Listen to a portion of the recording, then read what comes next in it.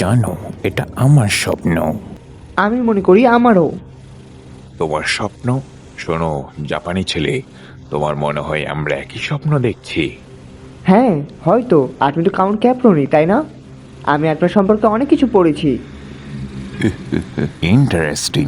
হ্যাঁ, এটা একটা স্বপ্ন, এই দুনিয়াটাও একটা স্বপ্ন। আমার রাজ্যে তোমাকে স্বাগতম। আমি আনন্দিত। ওদের দেখো,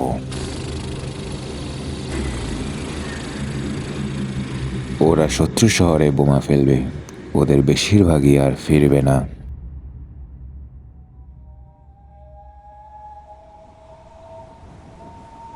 তবে শীঘ্রই সব শেষ হয়ে যাবে।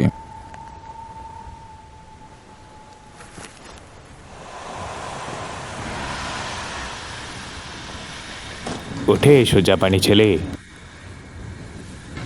এটা আমার আসল স্বপ্ন। যখন যুদ্ধ শেষ হবে তখন আমি এটা তৈরি করব।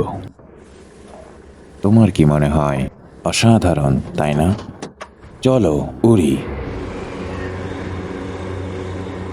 বোমার বদলে এটা যাত্রী বহন করবে।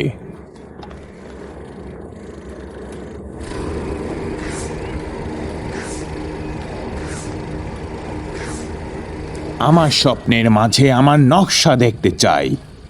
আমি যে কোনো জায়গা যেতে পারি।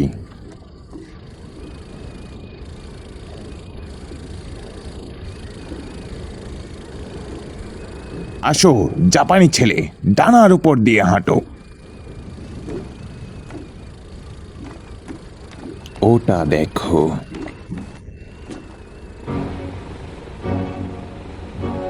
হ্যাঁ, ওয়াও।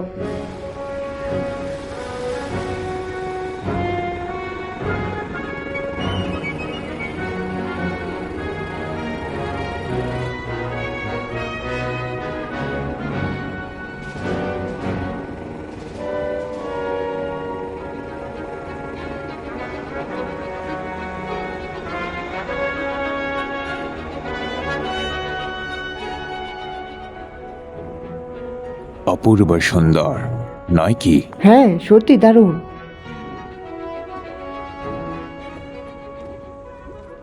ও একসাথে 100 জন মানুষকে আটলান্টিকের এপার ওপার নিয়ে যেতে পারে। মিস্টার ক্যাপ্রনি, আমি কি আপনাকে প্রশ্ন করতে পারি? হুম।